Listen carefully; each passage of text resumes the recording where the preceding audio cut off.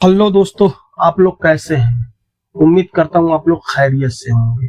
जैसे कि सऊदी अरब की कुछ लेटेस्ट और जरूरी और बड़ी अपडेट्स आई हुई हैं जो कि आप लोगों के लिए बहुत ही इंपॉर्टेंट होने वाली है, तो आप लोग इस वीडियो को लास्ट तक जरूर देखने। जैसे आज की पहली अपडेट्स सऊदी अरब के शहर मदीना से मस्जिद नबवी की तरफ से आ रही है, जो कि सऊदी हज और उम्रा की कमेटी उन्होंने अपडेट्स अपने ट्विटर हैंडल पे बताया है कि जो भाई भी चाहे जिस देश को चाहे जहां से उम्रा करने के लिए आते हैं तो उनको रियाजुल जन्ना में नफिल की नमाज पढ़ने के लिए परमिट हासिल करना होगा।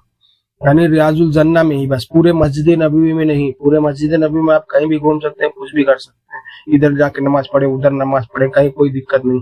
बस आपको रियाजुल जन्ना में, जो रियाजुल जन्ना है वहां आपको नमाज पढ़ने के लिए परमिट हासिल करना होगा।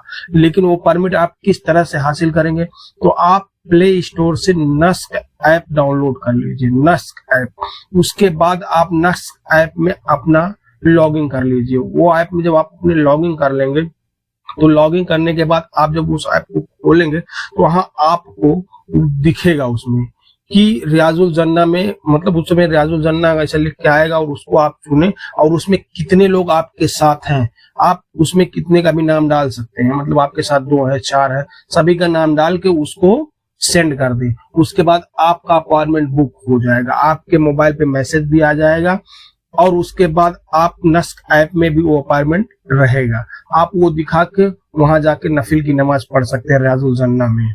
अगली अपडेट, सऊदी अरब के सऊदी क्राउन प्रिंस और प्रधानमंत्री प्रिंस मोहम्मद बिन सलमान बिन अब्दुल अजीज अल सऊद ने टेलीफोन द्वारा मलेशियाई प्रधानमंत्री अनवर इब्राहिम से संपर्क किया। सऊदी समाचार एजेंसी एसपीए के मुताबिक दोनों नेताओं ने द्विपक्षीय संबंधों पर चर्चा की और उन्हें आगे बढ़ाने के मुद्दों की समीक्षा की। इससे पहले क्राउन प्रिंस मोहम्मद बिन सलमान ने जापानी प्रधानमंत्री फूमियो किशिदा के साथ टेलीफोन पर बात की, जिसमें द्विपक्षीय संबंधों और संयुक्त सहयोग और प्रारंभिक हित के मुद्दों पर चर्चा भी हुई है। अगली अपडेट, सऊदी शहर अल नमास में एक ट्रक के पलटने और उस पर बंदरों के हमलों का वीडियो सोशल मीडिया में बहुत तेजी से वायरल हो रही है।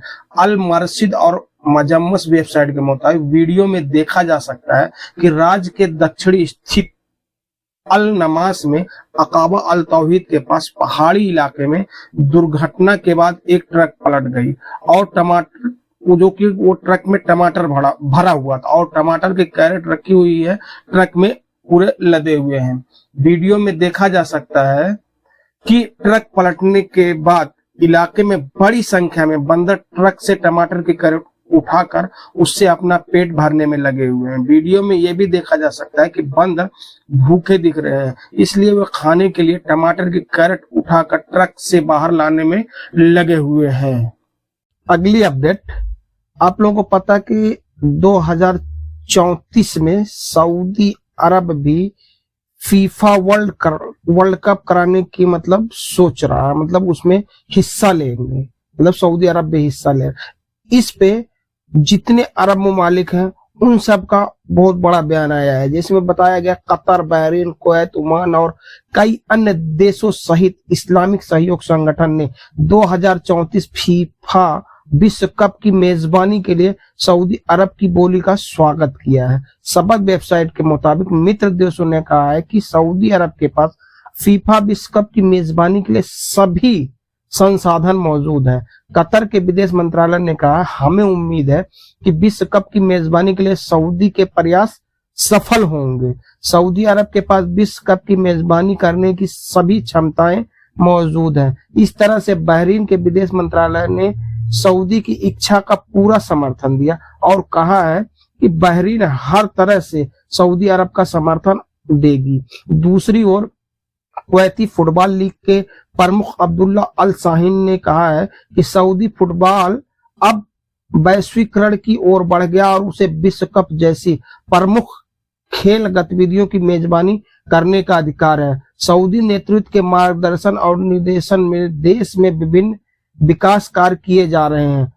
उधर OIC के महासचिव हुसैन इब्राहिम ताहा ने कहा है कि सऊदी अरब के पास विश्व कप की मेजबानी के लिए सभी मानवीय साजो सामान और बुनियादी सुविधाएं मौजूद हैं। तो अभी सऊदी अरब भी सोच रहा है कि 2034 में जो बैठक होगी उसमें ये भी अपने हिस्सा लेंगे, प्रस्ताव रखेंगे कि हमारे देश में फीफा वर्ल्ड कप, यानी फीफा जो विश्व वर्ल्ड कप होता है वो ये हमारे देश में कराया जाए। अभी ये होगा नहीं होगा वो बात की बात है, लेकिन अभी सऊदी अरब भी खेलों की तरफ रुचि बढ़ाने लगा है। अगली अपडेट इंडिया से है। जैसे कि आप लोगों को पता है, मैं आप लोगों को एक सवाल भी कर रहा हूं कि इंडिया में क्रिकेट फैंस के लिए जुनून ही अलग है, क्योंकि क्रिकेट इंडिया में सबसे ज्यादा देखा जाता है। क्रिकेट की बात तो तकरीबन इंडिया के हर आदमी को पता होगा, छोटे बच्चों को भी पता होता है। जब क्रिकेट चालू हो जाता है तो लोग टीवी के सामने एकदम बैठ जाते हैं। क्रिकेट के इतने दीवाने हैं इंडिया में कि कुछ कहा नहीं जा सकता। तो मैं आज ये पूछ रहा हूं कि भाई इंडिया में पहली बार क्रिकेट किस जगह और किस सन में हुई थी? तो आप लोग मुझे बताना, मैं भी अभी इसमें बताने भी वाला हूं आपको कि मतलब किस जगह और किस सन में हुई थी। अगर आप लोगों को पता तो आप लोग कमेंट में जरूर बताना। जैसे कि इंडिया की जो पहली मैच है, इंडिया के शहर गुजरात में साहिल समुंदर पर वाक़या गांव तनकारी बंदर वह इलाका है जहां पहली बार सन 1761 में पहली बार क्रिकेट खेली गई थी। यानी सबसे फर्स्ट बार गुजरात में, जो गुजरात जो कहा जाता है ना समुद्रों का इलाका है, तो गुजरात आप लोगों को पता है, वहां के गांव में तनकारी बंदर गांव में, ये तनकारी बंदर कोई एक गांव है, वहां पहली बार क्रिकेट खेली गई थी। अगर मेरा ये मतलब सही है तो आप लोग कमेंट में जरूर बताना। तो बस आज के लिए इतना ही, फिर मिलेंगे इंशाल्लाह किसी नेक्स्ट वीडियो में। तब तक के लिए अल्लाह हाफिज।